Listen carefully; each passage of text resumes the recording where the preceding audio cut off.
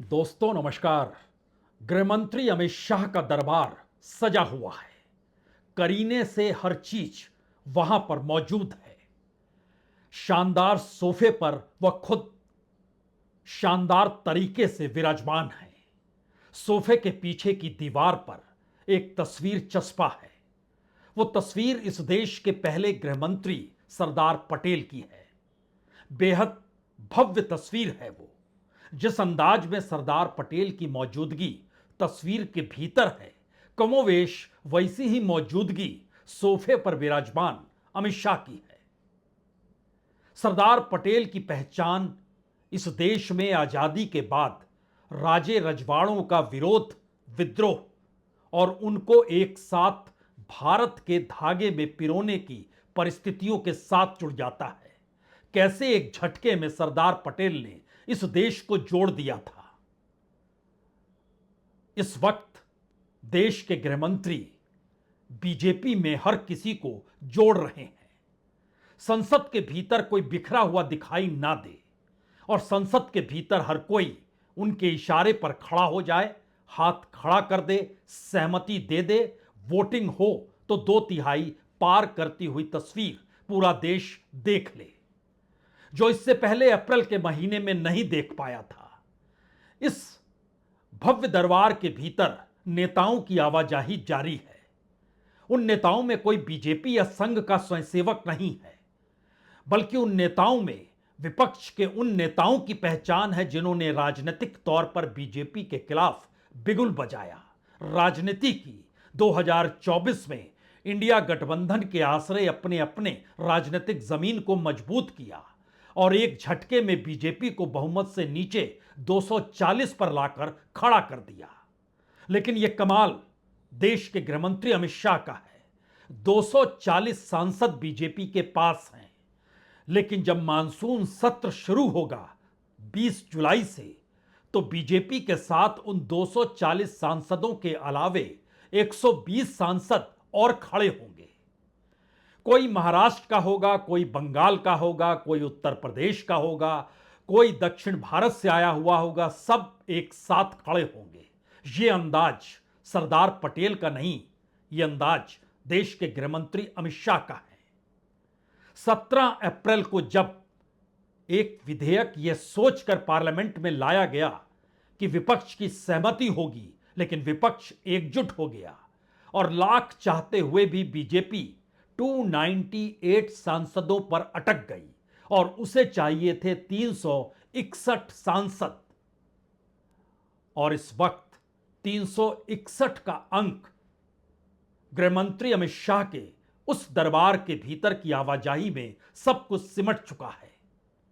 यानी जिस तस्वीर को देखने के लिए इस देश में चुनाव होते हैं, कौन कितने राजनीतिक दल की ताकत के साथ 2/3 सीटें हासिल करता है, उन सब से हटकर बिल्कुल नई तस्वीर इस वक्त आपको मानसून सत्र में नजर आने वाली है।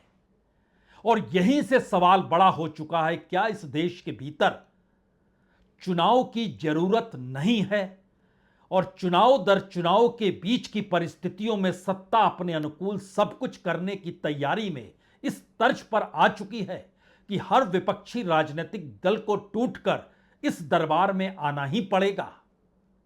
यही तो वो वजह है जिसमें 298 का आंकड़ा 361 तक पहुंच चुका है। एक अकेली कांग्रेस, एक अकेले समाजवादी पार्टी, एक अकेली आरजेडी, एक अकेली वामपंथी पार्टियों का हुजूम और एक मुस्लिम लीग। इसके अलावे कोई राजनीतिक दल ऐसा है नहीं जिसकी रीढ़ आपको सीधी दिखाई दे और वो कहे कि 2024 के चुनाव में हम लड़े थे और आपको 240 पर ले आए और अब हमारी लड़ाई व्यापक होगी।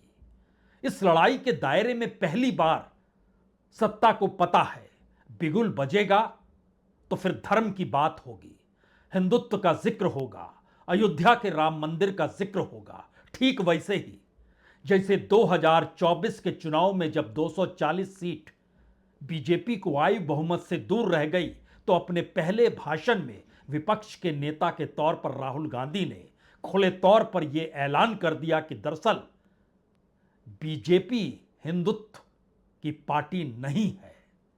प्रधानमंत्री मोदी और अमित शाह, इनका हिंदुत्व इस देश का हिंदुत्व नहीं है। इस बात का जिक्र किया था और उस दौर को याद आप कीजिएगा तो फिर आपके जहन में यह भी सवाल होंगे, क्या एक बार फिर पार्लियामेंट के भीतर कुछ ऐसा ही हंगामा, या पहली बार इस देश में गांव गांव तक जब यह बात पहुंच गई कि एक झटके में बीजेपी के भीतर का हिंदुत्व उस दान पत्र में चोरी किए गए पैसों में जाकर सिमट तो नहीं गया, संघ परिवार की पूरी विचारधारा एक झटके में गायब तो नहीं हो गई। अगर ऐसे सवाल पार्लियामेंट के भीतर गूंजने लगेंगे तो उससे पहले एक व्यवस्था करनी होगी, और यही वो व्यवस्था है जिसमें 2/3 के आंकड़े को छूने के लिए मचलती हुई बीजेपी, या कहें मोदी शाह की जोड़ी, उस कमाल को करने की दिशा में कदम बढ़ा चुकी है। इस दरबार की पहली तस्वीर तो देखिए, कौन आता है, कैसे मिलता है।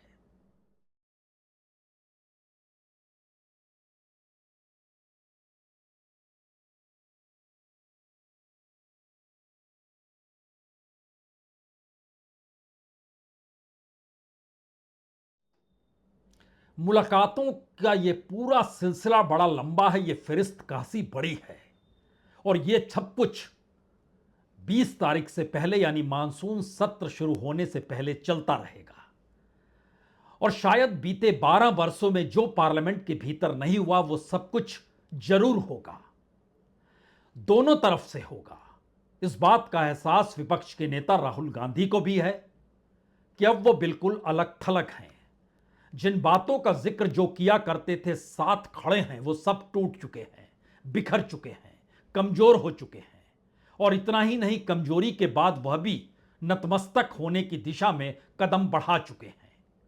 लेकिन एक क्षण के लिए जरा दृष्टि तो डाल लीजिए, 17 अप्रैल को जब परिसीमन विधेयक रखा गया था, उस वक्त सत्ता के साथ 298 वोट पड़े थे। उसमें अब एनसीपीआई के 20 सांसद, एनसीपीआई टीएमसी से निकली हुई पार्टी, जी, यह एनडीए के साथ होगी। 20 सांसद साथ जुड़ गए।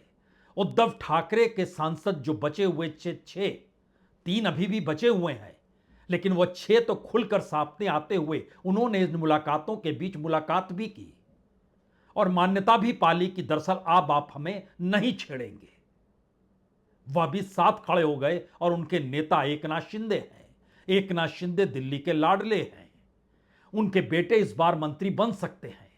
लेकिन ये सारे सवाल थोड़ी देर के लिए ठंडे बस्ते में रखिए, क्योंकि एनसीपीआई जो टीएमसी से निकले हुए सांसद हैं, 20 सांसद उनके हैं, उद्धव ठाकरे के 6 सांसद हैं, और यहां पर जिक्र एनसीपी का करना होगा शरद पवार का, जिनके 8 सांसद हैं। वह पुरानी या बटी हुई एनसीपी एक साथ मिलकर एनडीए के साथ होंगे या अलग तरीके से समर्थन देंगे, क्योंकि रास्ता यह भी है, अगर वाकई परिसीमन से 50% सीटें बढ़ जाती हैं तो फिर एनसीपी को कोई दिक्कत नहीं, उनकी नेता सुप्रिया सुले को कोई दिक्कत नहीं है। उसके बाद अगला सवाल डीएमके का आएगा। उसके 22 सांसद हैं, उन्हें भी समझाया जा रहा है आपकी राजनीति धरी की धरी रह गई। कांग्रेस आपको छोड़कर जहां चली गई, वह तो एंटी द्रविड़ पॉलिटिक्स की दिशा में बढ़ चुके हैं। आपकी क्या बिसात, आप साथ खड़े हो जाइए, दक्षिण भारत की भी सीटें बढ़ जाएंगी। फिर अपना रास्ता निकाल लीजिएगा तो 22 सांसद वहां से भी खिसकेंगे। वाईएसआर कांग्रेस 4 सांसद वहां पर हैं, और जो 3 सांसद बचे हुए हैं उद्धव ठाकरे के पास, वह भी साथ में खड़े होंगे। और साथ खड़े होने का अंदाज किस तरीके से समा चुका है, इसकी एक बानगी संजय राउत के जरिए देखिए। राम रक्षा करेगी उद्धव ठाकरे की शिवसेना, नागपुर से शुरुआत करेगी और निमंत्रण देगी राज्य के मुख्यमंत्री देवेंद्र फडणवीस। यहां तक तो ठीक है, लेकिन वो निमंत्रण आरएसएस को भी देगी, उसी आरएसएस को जिस आरएसएस को लेकर 24 घंटे पहले तक वो कह रही थी कि किस तरीके से संघ के स्वयंसेवक प्रचारक हिंदुत्व के नाम पर लूट कर रहे हैं, डकैती हो रही है। उस आरएसएस को भी निमंत्रण कोई दूसरा नहीं बल्कि उद्धव ठाकरे की पार्टी के जरिए राम भक्त या राम रक्षा कार्यक्रम जो है वो नागपुर से संदेश दिया जाएगा 18 तारीख को। राम मंदिर की जो लूट हो गई, हो रही है और होने वाली है, उस बारे में लोगों में जागरूकता लाने के लिए हमारा ये राम रक्षा का कार्यक्रम चल रहा है। नागपुर देश की उपराजधानी है, बहुत बड़ा शहर है इस महाराष्ट्र का और देश का।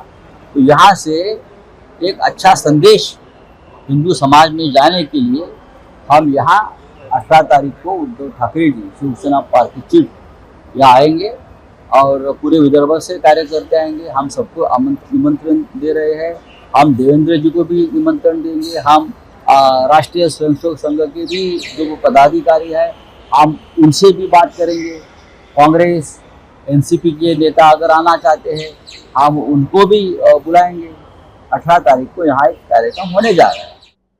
ये संघ के सामने नतमस्तक होना नहीं है, ये दिल्ली के दरबार के सामने नतमस्तक होना है। लड़ते हुए दिखाई तो दीजिए, लेकिन मैसेज सत्ता को साफ दे दीजिए, हम साथ खड़े हैं। और जब साथ खड़े हैं तो फिर एक अपना छोटा सा वोट बैंक आपका बना रहेगा, या कहें आपकी राजनीतिक जमीन चंद ईंटों पर खड़ी हमेशा दिखाई देगी। क्या यही मैसेज है?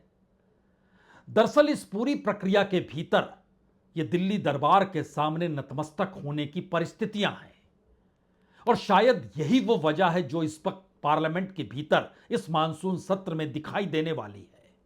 और यहां पर यह भी सवाल बड़ा है, फिर क्या सत्ता के सामने राजनीतिक तौर पर नतमस्तक होने की परिस्थिति में चंद पार्टियां बची? यकीनी तौर पर कांग्रेस के 99 सांसद हैं, अगुवाई राहुल गांधी कर रहे हैं। समाजवादी पार्टी के 37 सांसद हैं, अगुवाई अखिलेश यादव कर रहे हैं। और उत्तर प्रदेश की राजनीति में अखिलेश यादव ही टकराते हुए बीजेपी से दिखाई देंगे। वो जानते हैं कि वह विपक्ष की भूमिका में है, और विपक्ष की भूमिका अगर थोड़ी सी बड़ी हो जाए, जिस तरीके से 2024 के लोकसभा चुनाव में बड़ी हो गई थी, तो महत्व तो हमेशा बरकरार रहता है। वो विधानसभा के भीतर प्रतिपक्ष के नेता हों या फिर तीसरी बड़ी पॉलिटिकल पार्टी के तौर पर पार्लियामेंट में उनकी मौजूदगी हो, ताकत का एहसास है और राजनीति भी उनके साथ खड़ी है। राजनीति का मतलब वो वोट बैंक है जो बीजेपी के साथ जा नहीं सकता है, और समाजवादी पार्टी के साथ खड़ा होना उसकी मजबूरी और जरूरत दोनों है। इस समीकरण को साधे कौन? तो कांग्रेस के 99 सांसद, समाजवादी पार्टी के 37 सांसद, आरजेडी के 4 सांसद बिहार, सीपीएम के 4 सांसद, सीपीआई के 2 सांसद, सीपीआई एमएल के 2 सांसद और इंडियन यूनियन मुस्लिम लीग के 3 सांसद, सबको मिला दीजिएगा तो यह आंकड़ा 151 तक होता है। यानी 151 के बाद पार्लियामेंट के भीतर गिनना क्या मुश्किल हो जाएगा? आप कहेंगे कुछ नाम भूल गए, आप जेएमएम का नाम भूल गए, झारखंड की जो पार्टी है, आप आम आदमी पार्टी को भूल गए, आप वीसीके को भूल गए, जेकेएन को भूल गए। सबको मत भूलिए। इस परिस्थिति में जो राजे रजवाड़े का दौर नहीं है, लेकिन इस दौर में छत्रपों का जो दौर है, सबको समेटने की स्थिति में दिल्ली का वो दरबार जो सजा हुआ है, और वहां पर सोफे पर मौजूद देश के गृह मंत्री की मौजूदगी से मुलाकातों का जो सिलसिला इस दौर में चल रहा है, क्या क्या गुल खिलेगा 20 तारीख से पहले तक, और उसके बाद की जो परिस्थिति होगी, उसमें 3 बड़े व्यापक परिवर्तन इस देश को देखने को मिलने वाले हैं। उन व्यापक परिवर्तन पर हम आए, लेकिन उससे पहले जरा समझ लीजिए, बीजेपी के नेताओं को उतना महत्व इस दरबार में नहीं है जितना विपक्ष की राजनीति को साधने वालों को लेकर महत्व है।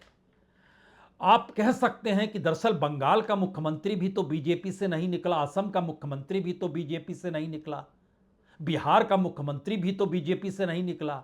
तो इस फहरिस्त में महाराष्ट्र के डिप्टी सीएम एकनाथ शिंदे को याद कीजिए।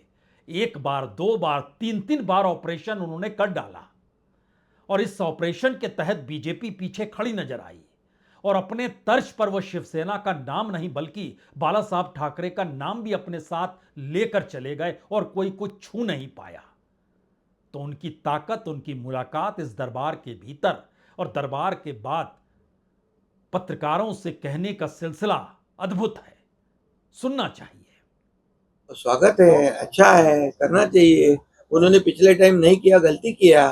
वो महिलाओं का अपमान किया, महिला आरक्षण का अपमान किया है और इसलिए उनको अभी कुछ अच्छी बात सूची होगी। तो अच्छी बात है, उनको मालूम है कल पिछले टाइम गलती किया, इसलिए पश्चिम बंगाल में मार खाना पड़ा। अभी ऐसे ही आगे बढ़ेंगे तो पूरी तरह मार खाएंगे। तो एक नाथ शिंदे बाखूबी जानते हैं कि अगर वह शिवसेना को नहीं तोड़े होते तो वो कहां होते। उनके साथ जो सांसद विधायक चलकर आए वह भी साथ नहीं आते तो कहां होते। और इस देश के भीतर कितने विधायक हैं जो बीजेपी के साथ ना आए होते तो कहां होते। जो सांसदों की फहरिस्त है, यहां तक कि जो कांग्रेस से निकले हुए भी सांसद और बड़े कद्दावर नेता जो हैं वह भी बीजेपी के साथ नहीं आए होते तो वो कहां होते। यानी एक मैसेज साफ है कि बीजेपी की ताकत 240 वाली है जो आने वाले वक्त में और कम होगी। लेकिन सत्ता में रहने के लिए अपने और अपनों के साथ ये नहीं देखा जाता है, वो सिर्फ आंकड़े देखे जाते हैं। और ये आंकड़ा इस वक्त पार्लियामेंट के भीतर 360 तक पहुंचने की स्थिति में बीजेपी खुद को लाकर खड़ा कर चुकी है। तो फिर क्या फर्क पड़ता है कि वो उन्हें कैसे लाया गया। मसलन कल ईडी ने एक नोटिस दिया टीएमसी के विधायक मदन मित्रा को। ना सिर्फ उनको नोटिस गया बल्कि उनकी पत्नी, उनके दोनों बच्चों को नोटिस गया और कहा गया कि जो वहां पर बंगाल में म्युनिसिपल भर्ती घोटाला हुआ है उसमें जो पैसा लिया गया वो मनी लॉन्ड्रिंग का है, आपको हम बुला रहे हैं। 24 घंटे से भी कम का वक्त लगा। मदन मित्रा ने कहा मैं ममता बनर्जी के साथ नहीं रह सकता, मैं तो ऋतुव्रत बनर्जी के साथ जा रहा हूं। ऋतुव्रत बनर्जी विपक्ष की कमान इस वक्त टीएमसी के भीतर थामकर बीजेपी के साथ खड़े हैं। तो क्या फर्क पड़ता है। और फिर उसने कहना शुरू किया कि टीएमसी लड़ाई सिर्फ अभिषेक बनर्जी की लड़ती है, हमारी लड़ाई कौन लड़ेगा। यानी हर कोई दागदार है और उस दागदार की परिस्थिति में बीजेपी के पास इस वक्त संवैधानिक ताकत है, यानी एब्सोल्यूट पावर। यही तो नारा है ना, एब्सोल्यूट पावर करप्ट एब्सोल्यूटली। और यहां तो पूर्ण ताकत के साथ पूरा कब्जा है। उसके बाद चीजें कहां बचेंगी और यह कब्जा पार्लियामेंट तक घुस चुका है। इसीलिए सवाल यह वोट चोरी से भी आगे का हो गया। सब कुछ अपने साथ कैसे लेकर आना है, यह मैसेज और बड़ा हो गया। और इस दौर में विपक्ष सिर्फ सोचते रह गया हम क्या करें, कोई मुद्दा उठाए तो बेअसर है, उस मुद्दे से जनता प्रभावित हो तो उसका वोट भी बेअसर है, चुनावी जीत हार इस देश में लोकतंत्र को निर्धारित करती है वह भी बेअसर है। इस देश के भीतर किस संस्थान के पास जाएं, किस न्याय के लिए किस संस्थान के जरिए न्यायपालिका तक में गुहार कैसे लगाएं। इलेक्शन कमीशन जिसका काम चुनाव कराना है उसके दरवाजे पर भी तो हम पहुंच गए, तो बचा क्या। बची सिर्फ वो जनता, जिस जनता के भीतर ही नेताओं को अब ट्रेवल करना है। इसके अलावे कोई रास्ता नहीं, क्योंकि कोई सवाल उठाएगा नहीं, मीडिया भी नहीं उठाएगा, नौकरशाह ध्यान नहीं देगा, न्यायपालिका आपके हक में जाएगी नहीं, इलेक्शन कमीशन आंखों पे पट्टी बांध लेगा, बचेगा क्या।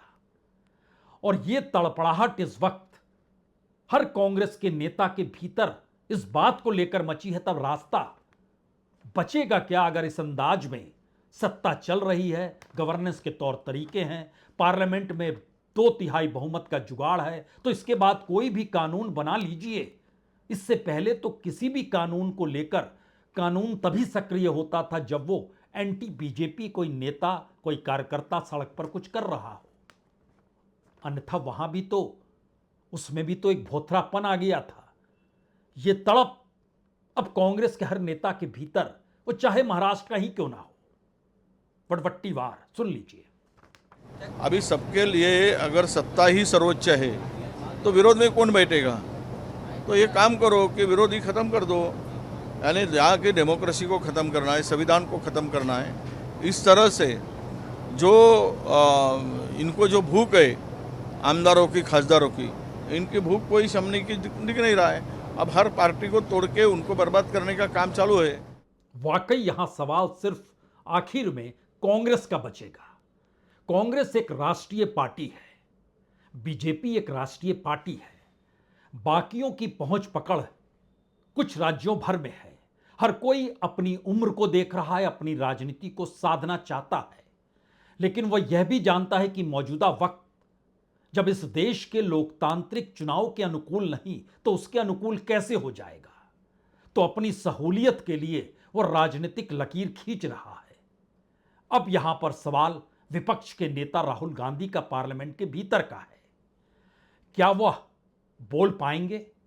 क्या उन्हें बोलने की इजाजत पार्लियामेंट के भीतर दी जाएगी, या उन्हें भी बर्खास्त करने की दिशा में कोई प्लान बन रहा है क्या? क्योंकि वो कहेंगे तो इस बार सीधी चोट उसी आस्था, उसी भावना को लेकर होगी जिस आस्था और भावना को सरे राह सरे बाजार इस दौर में हर किसी ने लुटते हुए देखा और खुद सरकार की तरफ से उसे डकैती के तौर पर माना गया। किस मुद्दे को कैसे उठाएं, जब छात्रों के बीच जाकर अपने एक कार्यक्रम करने तक की इजाजत को रोककर अपने अनुकूल राजनीति साधने की दिल्ली का महादरबार सोच रहा हो, तो दिल्ली के इस दरबार के भीतर किसकी कैसी मौजूदगी होगी। और यहां पर इस देश के 3 बड़े सवाल खड़े हो चुके हैं। पहला सवाल, क्या इस दौर में राजनीति साधने के लिए जो एक आखिरी किला था वो पार्लियामेंट का था, अब वह भी ध्वस्त हो गया? यानी खुले आसमान तले सार्वजनिक तौर पर चुनावों के जरिए जीत हार कैसे होती है, इसको लेकर सवाल तो कई बरस से उठ रहे हैं। लेकिन पहली बार सवाल उस पार्लियामेंट के भीतर, जिसको लोकतंत्र के मंदिर के तौर पर देखा जाता, और अयोध्या के मंदिर से बड़ा आस्था का पर्व इस देश में पार्लियामेंट भी नहीं है, और उस आस्था के प्रतीक की लूटपाट, क्या पार्लियामेंट के भीतर की नई लूटपाट की दिशा में 2/3 तक जब बीजेपी को ले जाकर खड़ा कर देगी, जहां 240 सांसद उसके और 120 सांसद बाहर के, तो बचा क्या? कोई भी कानून बना लीजिए, किसी भी तर्ज पर राजनीति साध लीजिए, कैसी भी बिसात बिछाई जा सकती हो, यह पहला सवाल है। दूसरा सवाल, इस दौर में जो छत्रपों की मौजूदगी थी वह पूरे तरीके से इस देश में अब गायब हो चली है, या फिर वह दिल्ली दरबार के ऊपर आश्रित है? वो जैसा चाहेंगे वैसा ही करना होगा। ये दूसरा हिस्सा मजबूत है, वो जैसा चाहेंगे वैसा ही करना होगा। और शायद इसकी आखिरी परीक्षा उत्तर प्रदेश का चुनाव होगा। उसके बाद की परिस्थितियां इस देश के भीतर कैसी होंगी, क्योंकि परिसीमन विधेयक पार हो चुका होगा, सांसदों की तादाद 800 तक पहुंच चुकी होगी, राज्य दर राज्य बीजेपी को खपाने के लिए बीजेपी को संभालने वाले मौजूदा वक्त की जोड़ी सब काम करेगी, और जो विपक्ष है उसको भी, जो मौजूदा वक्त में सक्रिय नेता हैं उनको भी एडजस्ट कर लेगी। सत्ता भी खुद की, विपक्ष भी खुद का। यह नजारा अपने तरीके का पहला होगा। तो यह दूसरा सवाल है। और तीसरा सवाल इन सब के बीच इस देश की उस जनता से जुड़ा है जहां पर जेनजी क्या करेगा, इस देश में बेरोजगार युवक क्या करेगा, इस देश में लाभार्थी की तर्ज पर खड़े हुए 80 करोड़ गरीब क्या करेंगे, और रहती हुई इकोनॉमी के बीच इस देश का बिजनेसमैन हो, वो एमएसएमई से जुड़ा हुआ हो, वो नए प्रोजेक्ट्स लाने की दिशा में हो, या फिर जो कॉरपोरेट नेक्सस सत्ता के साथ है उससे क्या वो टकराने की दिशा में कदम बढ़ा पाएगा? यह सवाल उम्मीद भी दिलाता है और एक छोटा सा दिया भी दिखलाता है, लेकिन कई दिए चाहिए। इन सभी दियों को टटोलने के लिए एक बात हर जहन में होनी चाहिए, ये एब्सोल्यूट कंट्रोल की स्थिति है, जिसका नजारा इस बार मानसून सत्र में पार्लियामेंट के भीतर आप देखने वाले हैं। और उसके बाद 15 अगस्त लाल किले के प्राचीर से जो भाषण सुनेंगे उसकी स्क्रिप्ट भी कुछ एब्सोल्यूट कंट्रोल की होगी। ये एब्सोल्यूट पावर करप्ट एब्सोल्यूटली नहीं, ये एब्सोल्यूट कंट्रोल की स्थिति को जरा समझने की दिशा में जाइए और फिर कोई परिभाषा गढ़ लीजिएगा। बहुत बहुत शुक्रिया, बहुत बहुत शुक्रिया।